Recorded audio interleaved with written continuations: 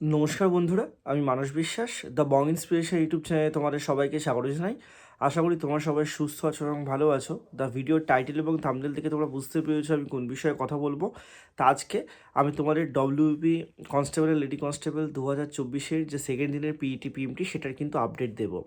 তা দেখো, গতকাল তোমাদের ভিডিও বানানোর পরে তোমরা রাত্রে এবং আজকে সকালে আমাকে অনেকেই মেসেজ করেছো। তা তোমাদের কিন্তু গতকালকে পাশের হার খুবই কম, আমি এইটুকু বলবো। 11,000 জনের তোমাদের মনে হয় মাঠ টোটাল হয়েছিল, সেখানে কিন্তু তোমাদের খুব কম পাস করেছে, ঠিক আছে? 50%ও কিন্তু মানে পাস করেনি।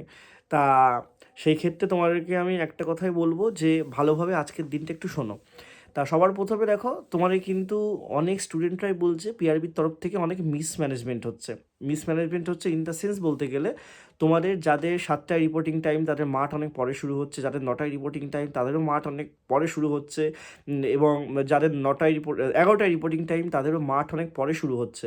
তোমাদের মাঠ হয়ে যাওয়ার পরেও অনেক পরে কালকে তোমাদের মোটামুটি মানে অনেককে সন্ধ্যা 5:30টার সময় তোমাদের মাঠ করিয়ে কিন্তু 8টার সময় তাদের হাতে অ্যাডমিট কার্ড দিয়েছে, এরকমও শোনা গেছে।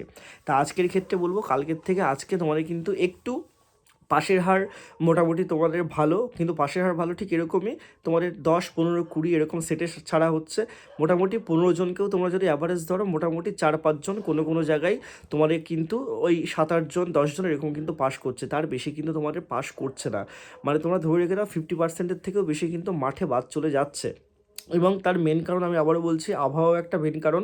এবং তোমরা সবাই জানো বহরমপুর এবং অম্বিকানগরের মাঠের দিকে একটু বেশি ফগ, ঠিক আছে? উত্তরের দিকে, উত্তরবঙ্গের দিকটাই সেই জিনিসটা, এটাও একটা কারণ।